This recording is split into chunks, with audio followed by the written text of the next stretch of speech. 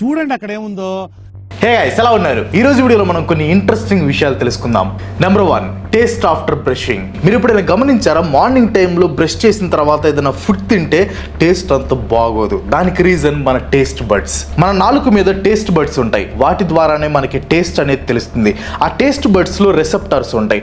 ఆ రెసెప్టార్స్ ద్వారానే మనకి sweet, spicy, bitter and different టేస్ట్లు తెలుస్తాయి. మనం వాడే most of the toothpaste లో సోడియం లారిల్ సల్ఫేట్ అనే ఒక ఇంగ్రీడియంట్ ఉంటుంది. యాక్చువల్గా అది టూత్ పేస్ట్ లో నొరగ రావడానికి ఉపయోగపడుతుంది అనమాట. కానీ ఈ ఎస్ఎల్ఎస్ ఇంగ్రీడియంట్ స్వీట్ రెసెప్టార్స్ ని బ్లాక్ చేసి బెటర్ టేస్ట్ ని ఎన్హాన్స్ చేస్తుంది. అందువల్లనే బ్రష్ చేసిన వెంటనే ఫుడ్ తింటే టేస్ట్ అంత బాగోదు. బై ది వే, ఈ ఇంగ్రీడియంట్ ఎఫెక్ట్ వచ్చేసి 30 మినిట్స్ వరకు ఉంటుంది. సో బ్రష్ చేసిన 30 మినిట్స్ తర్వాత ఫుడ్ తినండి టేస్ట్ కావాలంటే. And second one, zip locker. ఇది ఎప్పుడు మీరు గమనించుండరు, మన ప్యాంట్ జిప్ కి లాక్ ఉంటుంది అని మీకు తెలుసా? లాక్ అంటే మళ్ళీ తాళబొర్ర అనుకుంటారేమో. నేను చెప్పేది జిప్ లో ఉండే ఒక మెకానిజం. సో గైస్, ఇది ప్యాంటు, ఇది జిప్ అనమాట. మీకు ఐడియా ఉంటుంది. సో ఇప్పుడు మనం దీన్ని అటు పట్టుకున్నాం అనుకోండి, అటు పైకి వెళ్ళిద్ది, కిందకి వెళ్ళిద్ది, పైకి వెళ్ళిద్ది, కిందకి వెళ్ళిద్ది. ఇది జనరల్గా మనందరికీ తెలుసు. సో ఇక్కడ థింగ్ ఏంటంటే, దీన్ని ఇలా అన్నామంటే ఇది లాక్ పడిపోయినట్టు అనమాట. సో ఇంకా అది కిందకి అంటానికి రాదు. మీరు ఎంత ట్రై చేసినా కిందకి అంటానికి రాదు. కానీ ఈ గమ్మత్ ఏంటంటే పైకి వచ్చింది. పైకి అయితే లాక్కోవచ్చు, ఇట్లా కింద లాక్కేసి పైకి లాక్కోవచ్చు, కానీ కిందకి అయితే రాదనమాట.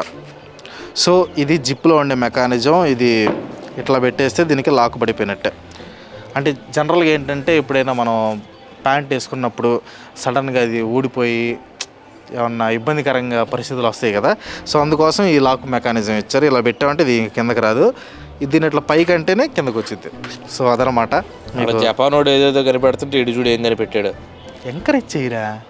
నోరు పోసుకురారు. Third one, escalator grooves. మనం నార్మల్గా రైల్వే స్టేషన్స్లో, షాపింగ్ మాల్స్లో, మెట్రో స్టేషన్స్లో ఎస్కలేటర్స్ని యూస్ చేస్తాం. కానీ ఆ ఎస్కలేటర్ స్టెప్స్ మీద గ్రూవ్స్ ఎందుకు ఉంటాయి అని ఆలోచించాం. గ్రూవ్స్ అంటే ఇక్కడ ఫోటోలో కనిపిస్తున్నాయి కదా, అవే అనమాట.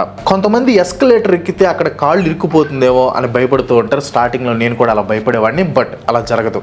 ఎస్కలేటర్ మీద ఈ గ్రూవ్స్ ఉండడానికి రీజన్, ఆ ఎస్కలేటర్ టాప్లో ఎక్కడైతే ఈ escalator steps and floor meet అవుతుందో అక్కడ ఫ్లోర్ అనేది కాంబ్లా ఉంటుంది, అంటే ఒక దువ్వెనలాగా ఉంటుంది అనమాట. ఆ డిజైన్ అలా ఉండటం వల్ల ఎలాంటి ఐటమ్స్ కూడా అక్కడ బ్లాక్ అవ్వవు, ఇంక్లూడింగ్ మన కాలు అయినా కూడా. సో బేసిక్గా మన కాళ్ళు అక్కడ ఇరుక్కుపోకూడదు అనే ఆ గ్రూవ్స్ ఉంటాయి. అంటే ఏది జరగకూడదని గ్రూవ్స్ పెట్టారో అదే ఈ గ్రూవ్స్ వల్ల జరుగుతుంది అని స్టార్టింగ్లో భయపడేవాడిని అనమాట. Fourth one, golf ball Dimple's. ఇండియాలో గోల్ఫ్ ఆడేవాళ్ళు చాలా తక్కువ అయినప్పటికీ గోల్ఫ్ బాల్ ఎలా ఉంటుందో తెలియని వాళ్ళు చాలా తక్కువ మంది ఉంటారు. మీరు ఆ తెలియని వాళ్ళ కేటగిరీలో ఉంటే ఈ స్క్రీన్ పైన ఫోటోలో ఉంది చూడండి, దీన్ని గోల్ఫ్ బాల్ అంటారు. క్రికెట్ బాల్, వాలీబాల్ లా కాకుండా ఈ బాల్కి చిన్న చిన్న హోల్స్ ఉంటాయి, వాటినే డింపుల్స్ అంటారు. బట్ మిగతా బాల్స్ లాగా ఈ బాల్స్ ఎందుకు స్మూత్గా ఉండవు. యాక్చువల్గా ఒక గోల్ఫ్ బాల్కి యావరేజ్గా 300 డింపుల్స్ ఉంటాయి. అలా హోల్స్ ఉండటానికి ఒక మంచి కారణమే ఉంది.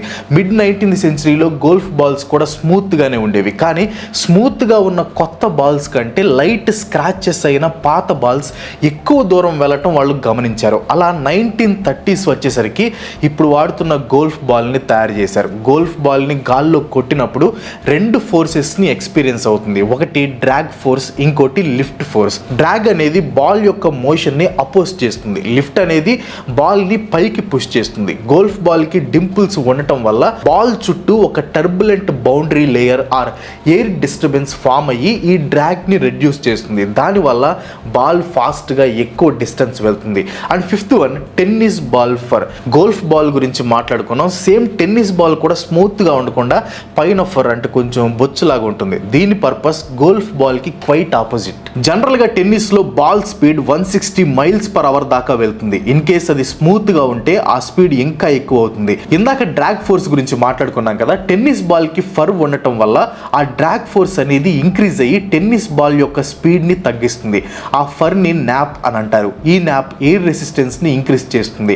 అలా ఎయిర్ రెసిస్టెన్స్ ఇంక్రీజ్ అవటం వల్ల బాల్ స్లో అయ్యి గేమ్లో మంచి కంట్రోల్ ఉంటుంది. అంతేకాకుండా బాల్ బౌన్స్ అండ్ స్పిన్ బెటర్గా అవుతుంది. బాల్ యొక్క స్పీడ్, కంట్రోల్ అండ్ డ్యూరబిలిటీ కూడా చాలా ఇంప్రూవ్ అవుతుంది. అందుకనే టెన్నిస్ బాల్ మీద ఇలా బొచ్చులాగా ఉంటుంది. And sixth one, brush colours. జనరల్గా మనం పొద్దున్న లేవగానే చేసే పని ఏంటి? బ్రష్తో పొల్లు తోముకోవటం. మన బ్రష్లు డిఫరెంట్ కలర్స్లో ఉంటాయి. అండ్ వాటి బ్రిస్టల్స్ అంటే పైన హెయిర్లా ఉంటాయి కదా, అవి కూడా డిఫరెంట్ కలర్స్లో ఉంటాయి. మనలో మనలో చాలా మంది ఆ కలర్స్ జస్ట్ డిజైన్ కోసం అనుకుంటారు, కానీ వాటికి ఒక పర్పస్ ఉంది. డెంటిస్ట్ల రికమెండేషన్ ప్రకారం ప్రతి 3 నెలలకు ఒకసారి బ్రష్ ని మార్చాలి, కానీ చాలా మంది అవి ఎప్పుడు కొన్నారో మర్చిపోతూ ఉంటారు. దానికోసమే ఈ బ్రిస్టల్స్ కి కలర్స్ ఉంటాయి. ఇన్ కేస్ ఆ బ్రిస్టల్స్ కలర్ ఫేడ్ అవుట్ అయిపోతుంటే మనం ఆ బ్రష్ ని మార్చాలి అనే ఒక ఇండికేషన్ అనమాట. బట్ నాలాంటి వాళ్ళకి ఆ బాధ లేదు, ఎందుకంటే ఆవు గడ్డి నమిలినట్టు బ్రిస్టల్స్ ని నమిలేస్తాం. సో బ్రష్ 2 వారాల కంటే ఎక్కువ పనికిరాదు. మీరు కూడా నాలాగా కసా నమిలేస్తారా? కింద కామెంట్స్ లో చెప్పండి. 7th one, camel humps. ఒంటెలకి బ్యాక్ సైడ్ ఇలా హంప్స్ లా ఉంటాయి. అవి ఎందుకు ఉంటాయి అని మీరు ఎప్పుడైనా ఆలోచించారా? నిజానికి అవి లేకపోతే క్యామెల్స్ ఎక్కువ కాలం జీవించలేవు. క్యామెల్స్ కి 1 లేదా 2 హంప్స్ ఉంటాయి. ఒక హంప్ ఉన్న క్యామెల్ ని డ్రోమెడరీ క్యామెల్స్ అని అంటారు. అదే 2 హంప్స్ ఉన్న క్యామెల్ ని బ్యాక్టీరియన్ క్యామెల్స్ అని అంటారు. ఆ హంప్స్ లోని క్యామెల్స్ కి కావాల్సిన ఫ్యాట్ కంటెంట్ ని స్టోర్ చేసుకుంటాయి. ఆ హంప్స్ లో మాక్సిమం 80 pounds ఆఫ్ ఫ్యాట్ ని స్టోర్ చేసుకుంటాయి. అంటే 36 kgల ఫ్యాట్ ని స్టోర్ చేసుకుంటాయి. క్యామెల్స్ ఎక్కువగా డెజర్ట్ ఏరియాస్ లో ఉండటం వల్ల వాటికి రెగ్యులర్ గా ఫుడ్ అండ్ వాటర్ దొరకదు. అలా దొరకని టైంలో ఆ హంప్స్ లో ఉన్న ఫ్యాట్ అనేది క్యామెల్స్ కి ఎనర్జీనిచ్చి ఫుడ్ అండ్ వాటర్ అవసరం లేకుండా చేస్తాయి. అలా ఆ హంప్స్ లో ఉన్న ఫ్యాట్ ని యూస్ చేసుకుని వాటర్ లేకపోయినా 1 week వరకు బ్రతకగలవు అండ్ ఫుడ్ లేకపోయినా కొన్ని మంత్స్ వరకు బ్రతకగలవు. అంతేకాకుండా క్యామెల్స్ బాడీ యొక్క టెంపరేచర్ని కూడా రెగ్యులేట్ చేస్తాయి. అంటే మార్నింగ్ టైంలో హీట్ని అబ్జర్బ్ చేసుకొని కోల్డ్గా ఉంచుతాయి అండ్ నైట్ టైంలో కోల్డ్ని అబ్జర్బ్ చేసుకొని క్యామెల్ బాడీ హీట్గా ఉంచుతాయి. 8th one, train wheels. జనరల్గా ఏ వెహికల్స్ తీసుకున్నా వాటి వీల్స్ ఒకేలా ఉంటాయి, ఈవెన్ ఏరోప్లేన్స్కి కూడా. కానీ ట్రైన్స్కి మాత్రం వీల్స్ డిఫరెంట్గా ఉంటాయి. ట్రైన్లో స్టీరింగ్ లేకపోయినా కూడా కర్వ్డ్ ట్రాక్స్ మీద సేఫ్గా వెళ్తాయి. దానికి మెయిన్ రీజన్ ట్రైన్ యొక్క వీల్ డిజైన్ అండ్ దాంట్లో ఉన్న సైన్స్. ట్రైన్ వీల్స్ అనేవి అన్ని వెహికల్ వీల్స్ లా కాకుండా కొంచెం ట్యాంపర్డ్గా ఉంటాయి. అంటే ఒక కోన్ షేప్లో ఉంటుంది. ఈ కోన్ షేప్ అనేది సెల్ఫ్ సెంటరింగ్ మెకానిజం మీద వర్క్ అవుతుంది. ఆ మెకానిజం వల్ల స్టీరింగ్ లేకపోయినా కూడా కర్వ్డ్ పట్టాల మీద ఆటోమేటిక్గా అలైన్ అయి వెళ్తుంది. అంతేకాకుండా ఈ చక్రాలకి లోపల కాస్త ఎక్స్ట్రా ఎడ్జ్ కూడా ఉంటుంది. దానినే ఫ్లాంగ్ అని అంటారు. ఈ ఫ్లాంగ్ వల్ల ట్రైన్ పట్టాలు తప్పకుండా సేఫ్గా వెళ్తుంది మోస్ట్ ఆఫ్ ది కేసెస్లో. మరి ఈ ట్రైన్ కొన్నిసార్లు పట్టాలు ఎందుకు తప్పుతుంది అని మీరు అడగొచ్చు. దాని గురించి మళ్ళీ చెప్తాను. అదే కాదు ఇంకా చాలా ఇంట్రెస్టింగ్ అండ్ అన్నోన్ థింగ్స్ చెప్తాను. అవన్నీ మిస్ కాకుండా చూడాలనుకుంటే వెంటనే మన ఛానల్కి సబ్స్క్రైబ్ చేసుకుని పక్కనే ఉన్న గంట సింబల్ని కూడా యాక్టివేట్ చేయండి. Number 9, doctors green clothes. Doctors operation or surgeries చేసేటప్పుడు గ్రీన్ కలర్ క్లాత్స్ వేసుకుంటారు. ఆ క్లాత్స్ ని స్క్రబ్స్ అని అంటారు. అసలు ఎందుకు అలా green or blue colour scrubs వేసుకుంటారని ఎప్పుడైనా ఆలోచించారా? నిజానికి ఎర్లీ 20th century వరకు డాక్టర్స్ వైట్ కలర్ స్క్రబ్స్ ని వేసుకునేవాళ్ళు. కానీ సడన్ గా ఒక ఇన్ఫ్లుయెన్షియల్ డాక్టర్ అతని స్క్రబ్స్ కలర్ ని గ్రీన్ కి చేంజ్ చేసుకున్నాడు. అది ఎందుకని అడిగితే గ్రీన్ కలర్ చూడటానికి సర్జన్స్ ఐస్ కి ఈజీగా ఉంటుంది అని అన్నారంట. యాక్చువల్ గా గ్రీన్ ఆర్ బ్లూ స్క్రబ్స్ వాడటం వల్ల 4 బెనిఫిట్స్ ఉంటాయి. First one, green and blue colours అనేవి రెడ్ కలర్ కి ఆపోజిట్ కలర్స్, అందువల్ల సర్జన్స్ కి విజువల్ క్లారిటీ ఉంటుంది. 2, ఈ ఇన్ఫ్లుయెన్షియల్ డాక్టర్ చెప్పినట్టు ఐస్ కి పెద్దగా స్ట్రెయిన్ లేకుండా ఉంచుతాయి, మరి ముఖ్యంగా లాంగ్ ఆపరేషన్స్ టైంలో. థర్డ్ వన్, ఒకవేళ స్క్రబ్స్ కంటామినేట్ అయినా కూడా అంటే బ్లడ్ స్పిల్ అయినా కూడా పెద్దగా మరకలు బయటకు కనిపించకుండా ఉంచుతాయి. 4th వన్, సైకలాజికల్ గా చూసుకుంటే గ్రీన్ కలర్ అనేది సర్జన్స్ లో యాంగ్జైటీని తగ్గిస్తుంది. అలా ఆందోళన తగ్గిందంటే సర్జన్స్ మోర్ ఫోకస్డ్ గా వర్క్ చేయగలరు. By the way, me favourite colour ఏంటో కింద కామెంట్ చేయండి. నా ఫేవరెట్ కలర్ అయితే బ్లూ, జస్ట్ బ్లూ కలరే. And 10th one, bullet proof glasses. ఈ బుల్లెట్ ప్రూఫ్ గ్లాసెస్ ఎలా వర్క్ అవుతాయి అనే క్వశ్చన్ మనలో చాలా మందికి ఉంటుంది. మన ఆధార్ కార్డు లామినేషన్ చేసినట్టు పాలీకార్బోనేట్ మెటీరియల్ ని మధ్యలో పెట్టి 2 గ్లాస్ లేయర్స్ ని పైన కింద పెట్టి లామినేట్ చేస్తారు. ఇక్కడ కూడా ఈ ప్రాసెస్ ని లామినేషన్ అని అంటారు. పాలీకార్బోనేట్ మెటీరియల్ అనేది ఒక స్ట్రాంగ్ ట్రాన్స్పరెంట్ ప్లాస్టిక్. ఫాస్ట్ గా వచ్చే బుల్లెట్ లో కైనెటిక్ ఫోర్స్ ఉంటుంది. ఆ ఫోర్స్ తో వచ్చే బుల్లెట్స్ లో ఉండే ఎనర్జీని పాలీకార్బోనేట్ అబ్జర్బ్ చేసుకొని గ్లాస్ ని బ్రేక్ అవనివ్వకుండా చేస్తాయి. ఈ గ్లాసెస్ అనేవి 7 to 75 millimeters థిక్నెస్ వరకు ఉంటాయి అనమాట. గ్లాస్ థిక్నెస్ పెరిగే కొద్దీ నెంబర్ ఆఫ్ లేయర్స్ పెరుగుతాయి, బుల్లెట్ రెసిస్టెన్స్ పవర్ కూడా పెరుగుతుంది. And 11th one, shake hands. మనం రోజు చాలా మందికి చాలా సార్లు షేక్ హ్యాండ్ ఇస్తూ ఉంటాం. ఎవరినైనా కొత్తగా కలిసినా లేదా బాయ్ చెప్పే ముందు మళ్ళీ కలుద్దాం అని చెప్పి షేక్ హ్యాండ్ ఇస్తాం. కానీ షేక్ హ్యాండ్స్ ఇవ్వడానికి ఉన్న బ్యాక్ రీజన్ ఏంటో మీకు తెలుసా? షేక్ హ్యాండ్స్ అనేది ఒక పీస్ గెస్చర్ లాగా రాజుల కాలంలో వాడేవారు. దీని హిస్టరీ దాదాపు 5th century BC గ్రీస్లో స్టార్ట్ అయింది. రోమన్స్ షేక్ హ్యాండ్ అయితే ఇలా స్క్రీన్ మీద చూపిస్తున్నట్లు ఉండేది. ఆ టైంలో షేక్ హ్యాండ్స్ ఇచ్చారంటే వాళ్ళ దగ్గర ఎలాంటి వెపన్స్ లేవు, ఎలాంటి డేంజర్ లేదు అని ఇండికేషన్ ఇచ్చినట్లు.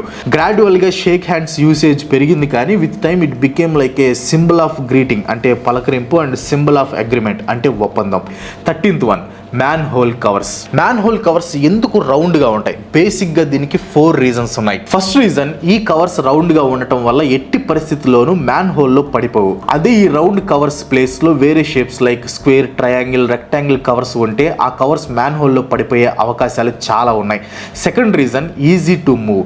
మ్యాన్ హోల్ కవర్స్ అనేవి చాలా హెవీగా ఉంటాయి. వాటిని లిఫ్ట్ చేసి హోల్ ని కవర్ చేయాలంటే చాలా ఎనర్జీ కావాల్సి వస్తుంది. కానీ ఇప్పుడు యూస్ చేసే ఈ కవర్స్ రౌండ్ గా ఉండటం వల్ల వాటిని రోల్ చేస్తూ ఈజీగా మూవ్ చేయొచ్చు. మిగతా ఏ షేప్స్ లో కూడా ఆ ఫెసిలిటీ ఉండదు. థర్డ్ రీజన్, మిగతా షేప్స్ తో కంపేర్ చేస్తే రౌండ్ షేప్ కవర్స్ ని తయారు చేయడానికి చాలా తక్కువ ఖర్చు అవుతుంది. ఇంత చిన్న మ్యాన్ హోల్స్ కి ఖర్చు గురించి ఆలోచిస్తున్నారా అని అనుకోకండి. మ్యాన్ హోల్ కవర్స్ చిన్నవి అవ్వచ్చు, కానీ లార్జ్ అమౌంట్ లో వీటిని తయారు చేసినప్పుడు ఖచ్చితంగా ఖర్చులో డిఫరెన్స్ కనిపిస్తుంది. ఫోర్త్ రీజన్, రీప్లేస్ చేసినప్పుడు ఈజీ అలైన్మెంట్ ఉంటుంది. ఫర్ ఎగ్జాంపుల్, ఒక స్క్వేర్ కవర్ ని తయారు చేశారు అనుకోండి, దాన్ని ఆ హోల్ లో అలైన్ చేయాలంటే ఆ కవర్ ని ఒక యాంగిల్ లోకి తీసుకొని వెళ్ళి రీప్లేస్ చేయాలి.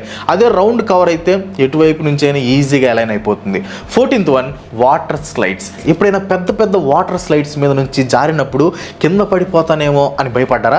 పడిపోయే అవకాశం ఉందా లేదా అనేది తెలుసుకునే ముందు వాటర్ స్లైడ్స్ లో ఉండే మెకానిజం చూద్దాం. ఎవరైనా ఒక వ్యక్తి వాటర్ స్లైడ్స్ మీద జారుతున్నప్పుడు గ్రావిటీ అనేది ఆ వ్యక్తిని భూమి వైపు లాగుతుంది. అదే టైంలో ఆ స్లైడ్ కి మనిషికి మధ్యలో ఉన్న వాటర్ ఒక లూబ్రికేషన్ లాగా ఉపయోగపడుతుంది. దీనివల్ల ఆ వ్యక్తి ఆ స్లైడర్ మీద స్మూత్ గా జారుతారు. అండ్ ఆ స్లైడ్స్ కి ఉన్న కర్వ్స్ ఒక వ్యక్తి బయట పడిపోకుండా స్లైడ్ మీదే ఉండేటట్టు డ్రైవ్ చేస్తుంది. ఆ డిజైన్ కూడా చాలా కేర్ఫుల్ గా చేస్తారు. ఆ స్లైడ్ యొక్క స్లోప్స్ ఎక్కువ ఉన్న, కర్వ్స్ ఎక్కువ ఉన్న మనిషి బయటికి పడిపోతారు. సో అంత ఈజీగా వాటర్ స్లైడ్స్ మీద నుంచి పడిపోయే అవకాశం లేదు. ఈసారి వాటర్ స్లైడింగ్ కి వెళ్ళినప్పుడు ఆ భయం లేకుండా హ్యాపీగా ఎంజాయ్ చేయండి. Number 15, goat. మీరు ఎప్పుడైనా గమనించారా? మేక గొంతు దగ్గర ఇలా 2 వేలాడుతూ ఉంటాయి. చాలా సార్లు చూసుంటారు కానీ వాటి గురించి పెద్దగా ఆలోచించుంటారు. ఇవి అన్ని మేకలకి ఉండవు, కొన్నిటికి మాత్రమే ఉంటాయి. వాటిని వాటిల్స్ అంటారు. చాలా మంది వీటి వల్ల ఏం యూజ్ ఉండదు, జస్ట్ అలా ఉంటాయి అంటారు. బట్ దీనికి కొన్ని పర్పస్లు ఉండొచ్చు. ఒకటి, ఐడెంటిఫికేషన్. వాటి సైజ్, షేప్ మేకని బట్టి మారుతూ ఉంటాయి కాబట్టి దాని ద్వారా ఆ మేకని గుర్తించవచ్చు. Next, temperature regulation. థర్మో రెగ్యులేషన్లో హెల్ప్ అవ్వచ్చు, అంటే బాడీలో హీట్ని రెగ్యులేట్ చేయడం కోసం. అండ్ సెక్షువల్ అట్రాక్షన్లో ఇది ఒక భాగం అని కొంతమంది అంటారు. బట్ దానికి సైంటిఫిక్ ఎవిడెన్స్లు అయితే లేవు. మోస్ట్లీ ఇవి జెనెటిక్స్ వల్ల ఫామ్ అవుతాయంట.